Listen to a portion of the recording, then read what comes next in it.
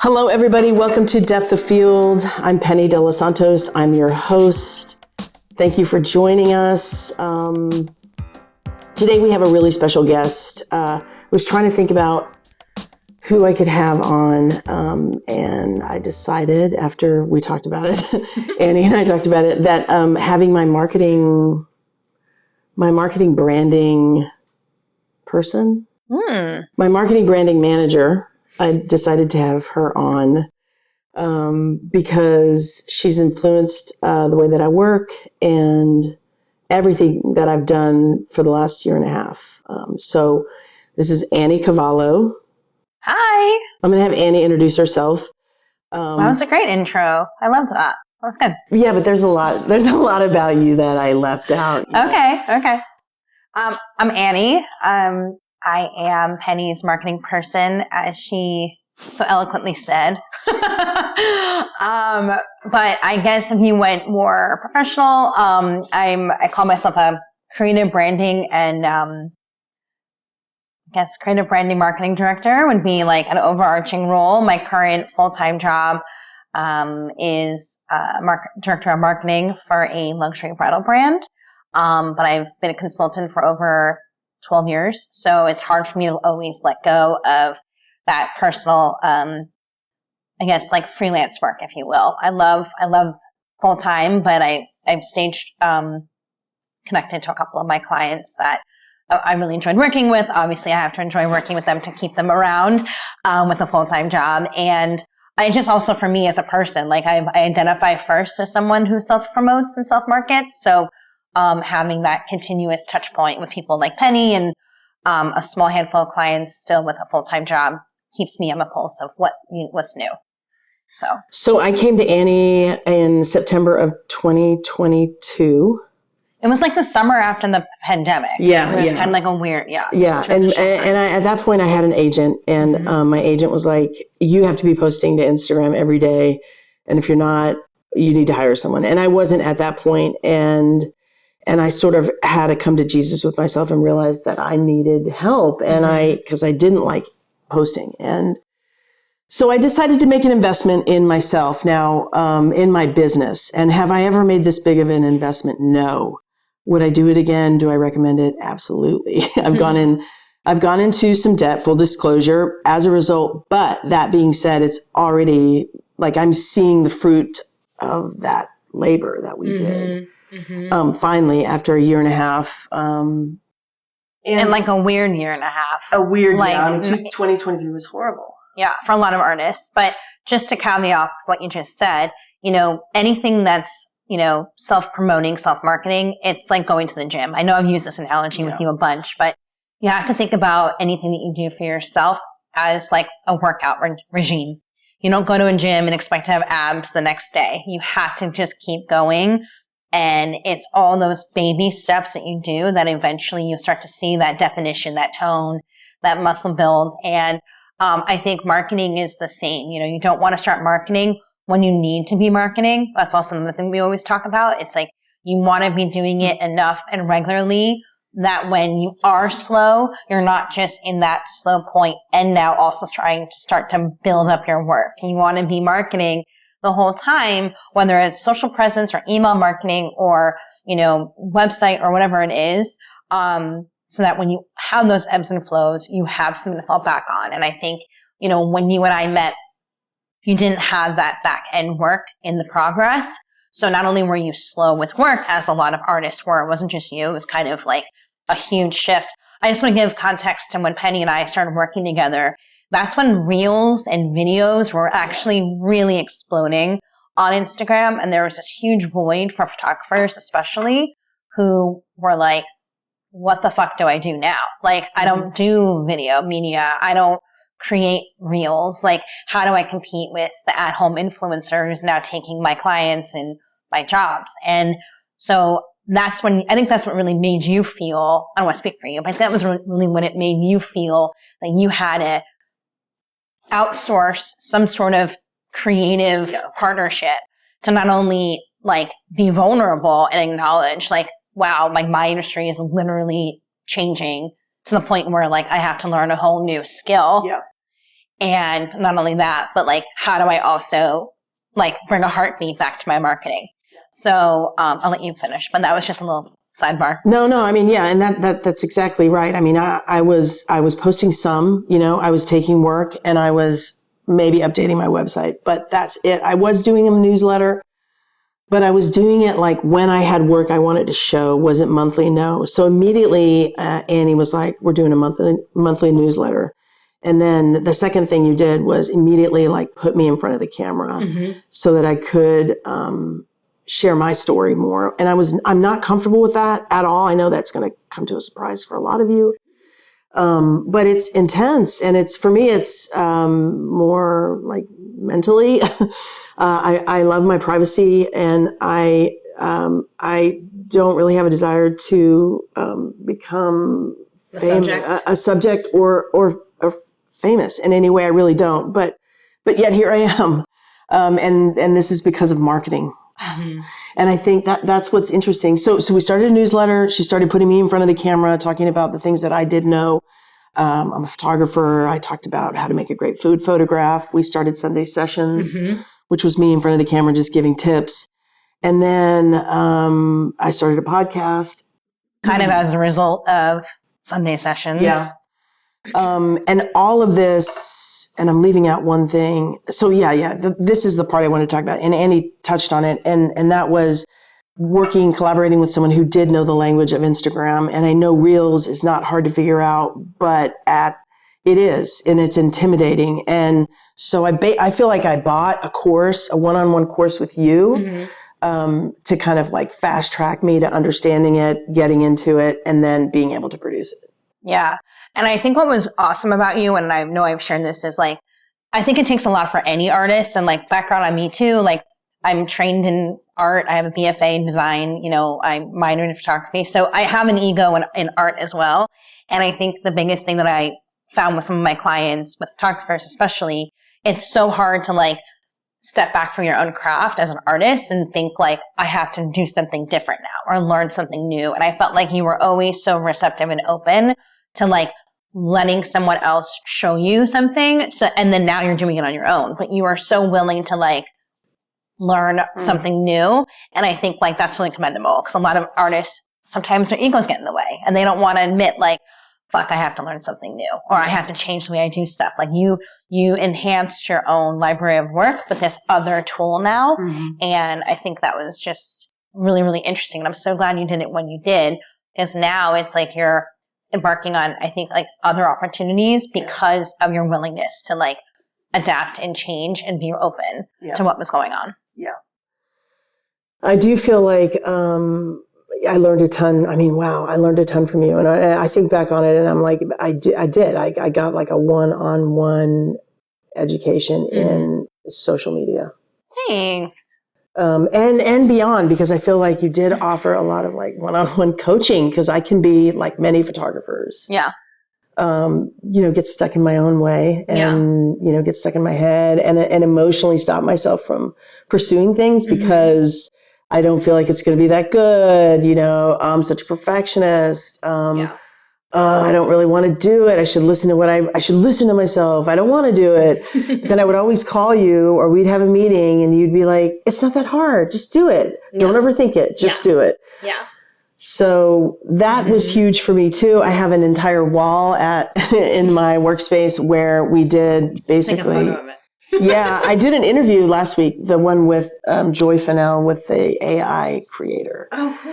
Yeah, and that's the background. And it's basically my year, the year that Annie, I mean, more than a marketing director, brand director, you really were like a coach too. And I think that's what made our relationship unique, is I felt like emotionally you knew when I was not doing well. Well, I think we're all human, and I love people, and I think like marketing and communications are hand in hand. And someone who had their own career for a decade and like was an artist, was a representative artist, and then also was independently hustling, like I get it and I empathize with it. And I think I've just seen in my own business some tried and true things to do. And I think when I work with people like you or any of my clients who I see the potential, I just want to keep like keeping you on these tracks of things that like just be consistent, like just keep showing up because it will pan out. And, listen, I think the world right now, it's in like a weird transition pause, right? Like we're all feeling some sort of grind. But I think like last year was like really like for me, not to be metaphorical, but like last year was really a year of like breaking it down to build it up. And I think this year feels like foundational, like what all those little things that you did are hopefully now like going to populate into actual things. And I love that it's January and we already feel like you already have some buzz. And I think anyone who's in a place where they're feeling stuck, it's like you can only gamble on your future self. So if you're not, like think of it as like all the things that you're going to do, whether they're small little efforts, like picking 5 people to outreach to or email to, or one person, or, pushing yourself on Instagram, whatever it may be, the consistency of that, will change something for you in the future, right? So, but also too, it's like you're damned if you do, you're damned if you don't. Like you have to be willing to do it. And if you don't do it, then you won't know, well, what if it worked? Yeah. And if it scares you, I mean, that to me is always an indication to do it. Of growth. Yeah. For sure. Probably the biggest thing I learned in my entire career, and I don't always tell people how long I've been doing this because I'm extremely vain about age. It's so dumb. What do you mean? It's You're so 22. dumb. I know. It's so dumb, but I feel like women struggle with this. And I struggle with it. And I don't really know why. Anyway, my point is I've been doing this for, I think, 30 years. So a long time. And I have to say, in those 30 years, the best thing I've ever done for myself was hire a marketing director, brand director. The reality is if I could afford to keep Annie if I could have afforded to keep you for like 10 years, which people can do, I totally get how people really, really make it in their careers. And to the point of they have so much work. Like I'm thinking of, just some big commercial name, big advertising photographer, whoever that person is in your mind, that person, like how successful they are. And I get how people can be so successful. It is a team and it is about collaborating. And I'm so glad I finally did this. Oh, yeah. But, listen, I think like outsourcing or just having someone to guide you and get out of your head, it's not that. You can find it at any price point. I think like. I don't know though. I don't know. No? I mean, I think right now. I spoke to a lot of people and I don't really feel like everybody brought the same, the same secret sauce. But I do think when you're working with people, especially creative people in marketing, branding, it's an emotional thing. You have to help them get out of their way. And that's emotional. Yeah. Yeah. So you really have to find somebody who's willing that gets that. And it doesn't have to be intense emotional. It's more just like, hey, breaking it down for them, keeping it really simple. You know? Well, I think that really comes back to the origin of branding. Like you want to speak to your own community, like from a brand perspective. Like I always talk about like community consistency and collaboration. And it's like, obviously you're my community and I'm your community. We get along because we're very similar at some core things.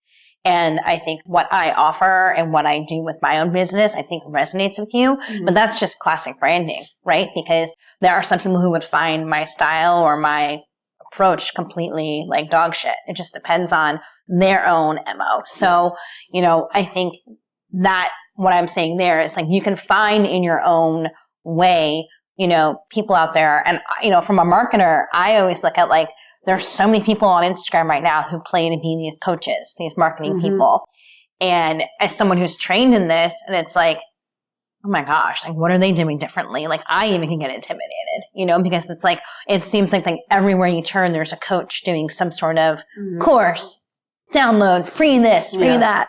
And, even for myself, like I finally decided like, oh, I'm going to just put together a little Instagram page aside from my personal, because it's funny, I'll work, with other brands on their social, but rarely post on my own. I'm more of like a shoot up stories, things that I find funny. But, starting a page now where I'm putting together like thought to pen or pen to thought rather, you know, these marketing strategies and even starting my own brand on social and doing my own rules, I'm even intimidated. And I know that it takes consistency and effort and showing up on a daily basis. So it's like, you know, couple that with, you know, learning a new skill or just getting yourself out there. Like self-promotion, self-branding is so hard. But if you can find someone that is your cheerleader, I guess, like, you know, to your point, it's worth the investment. Yeah. So, I want to make sure that I get across that this was the best thing I've done for my business. I'm doing a monthly newsletter. I'm consistently doing social media. I'm doing some outreach. I have a podcast.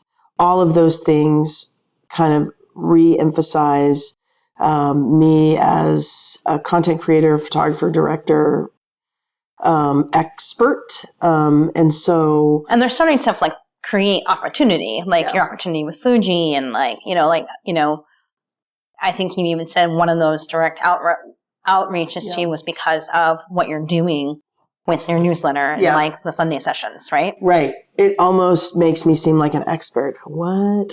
I know I'm an expert, but yeah, we all have our thing. I never would have called myself an expert. Right. I'm still not quite comfortable, but I'm someone you can come to and might know the answers. Yeah. Related to a particular subject. Mm-hmm. So, what do you think is, what is it that every creative person out there really needs to be thinking about right now in 2024, moving at the beginning of the year? Like, what is it that we need to be focusing on? I'll share like some things that I'm giving my own advice, like listening to my own advice on too. I think again, in a world where it seems like everyone's doing something for themselves, right? There's a lot of self-promotion. There's a lot of influencers and affiliate marketing and all these things that people are trying to do on top of like the classic job. But I feel like the classic job is like the secondary thing. Like no one wants to work full-time anymore.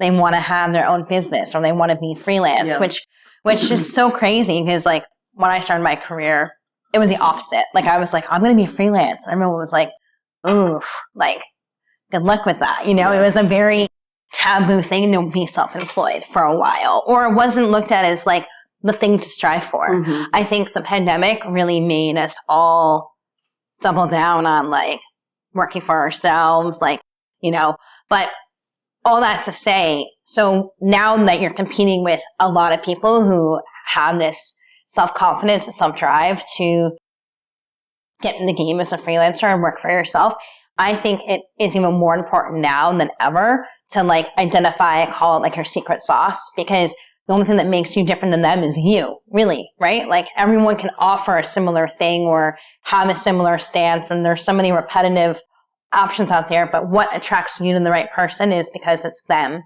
And so when it comes down to your business, no matter what you're trying to do, photographer, stylist, like anything, just what makes you unidentifiably you. Mm-hmm. I always ask myself that. I always ask my clients that, because ultimately that's your leverage. It's like your 10%. It's your difference.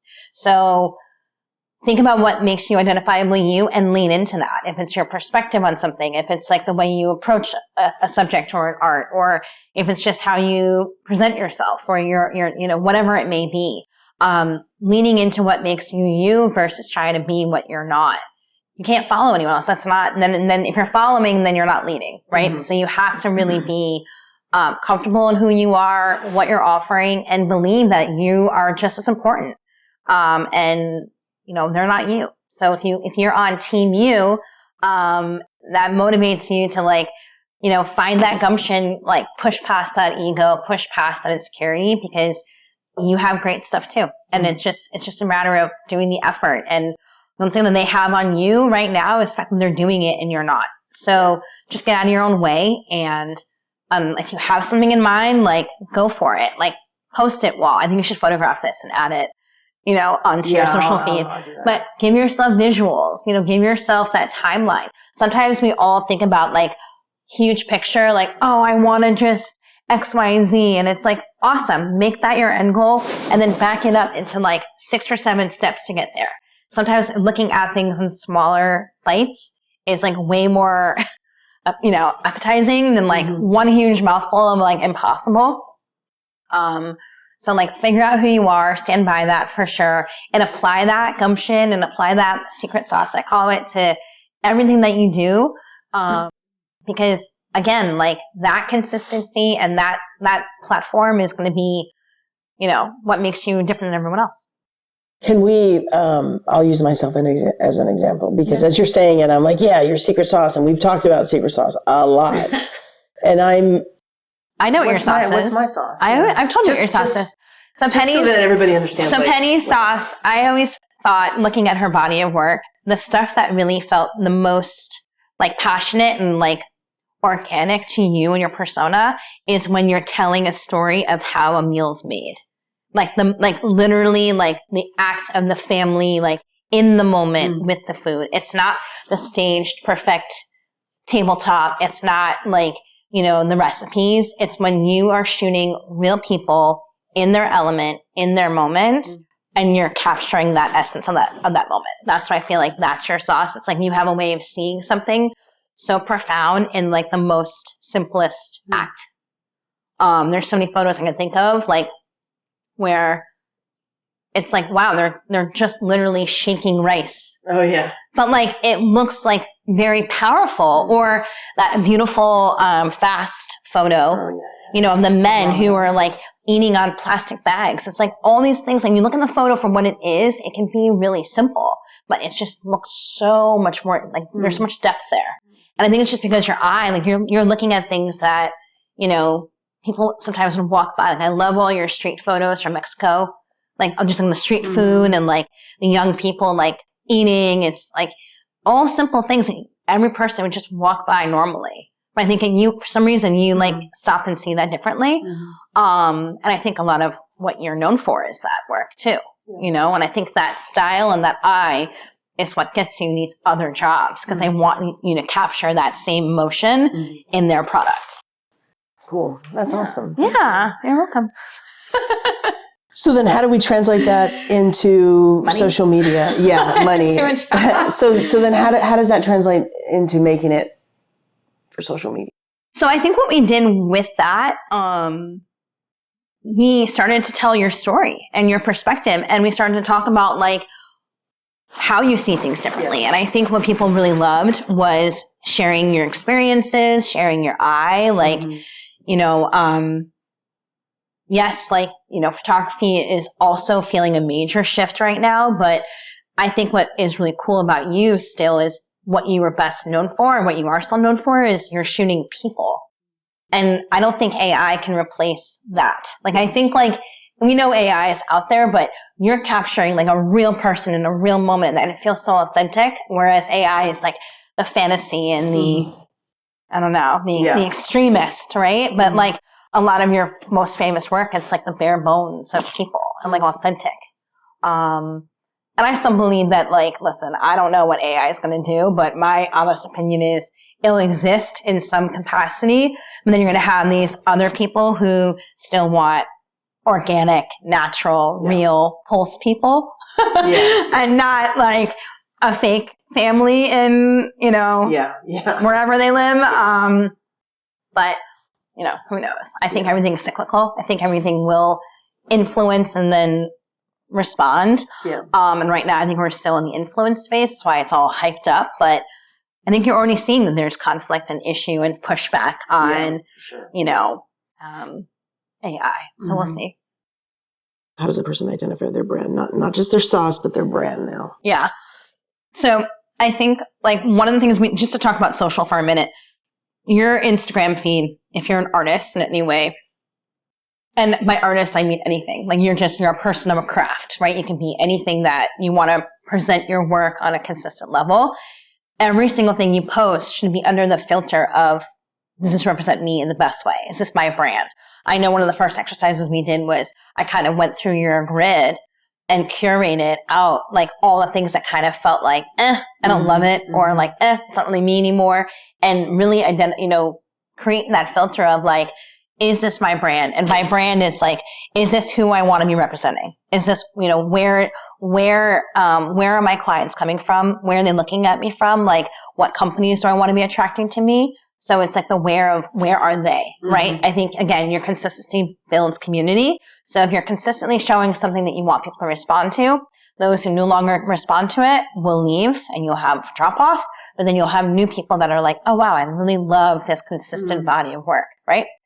And then it's like, who are you talking to? Like, a couple of clients that we've looked at for you are like Magnolia Network, right? So like Magnolia, like the Joanna Gaines phenomenon, like getting in there, and they're all about like farm to table, earthy tones, like rustic. So we've combed through your body of work and we've presented certain concepts that are authentic to you, but feel on brand for them, right? So it's kind of looking at where do you want to go and how can you curate your body of work to get there, while still remaining authentic to you. I'm not saying to go shoot something that's irrelevant, but it's like fine-tuning yourself over and over again and recognizing like, oh yeah, I have a bunch of beautiful things that resonate with that brand. I have to pull out the stuff that I've posted in between that really is neither here nor there. And we all have that type of work if we're willing to sit and like edit ourselves. And then I think also the biggest thing is like the why, right? Like your why is like the motivation for it all. So for you and I, in the course of working together, it was how are we transitioning Penny de los Santos from being a food photographer with this robust portfolio into this new media of, Reels director, video director, filming your own, short form content. So getting you from static photographer to adding motion to almost like DPing, right? Like you were director for most of the clients we worked on.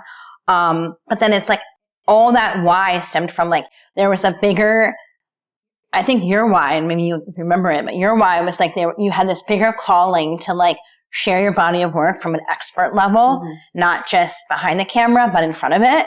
And that's why we started to do Sunday sessions, because I felt like we were toying with it a couple of different times and your audience was really receptive.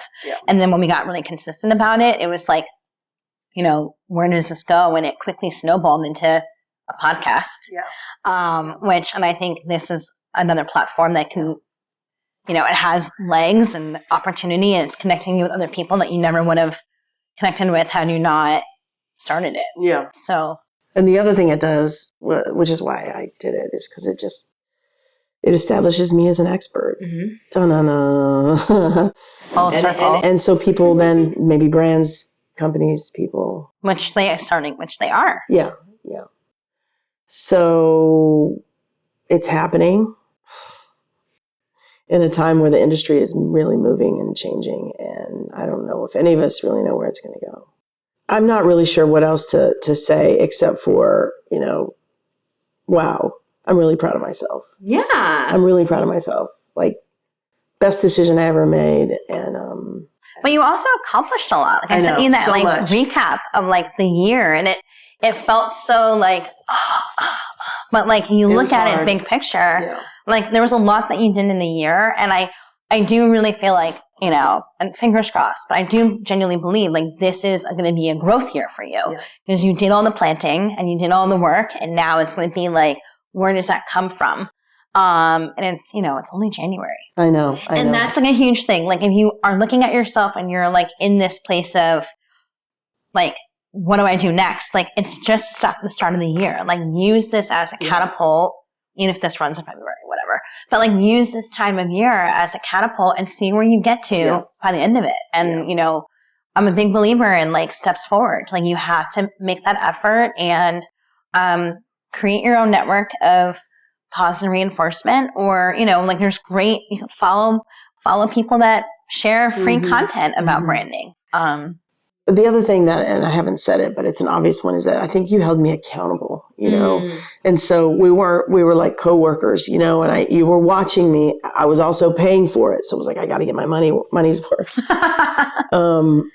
But it was accountability, and it was connection, and it was community, and it really, so if you're out there and you feel like you can't afford to hire someone, then I would find like 2 or 3 people who do what you do, or who work in the creative field, I think having them do what you do makes a difference because you can really learn from each other. Mm-hmm.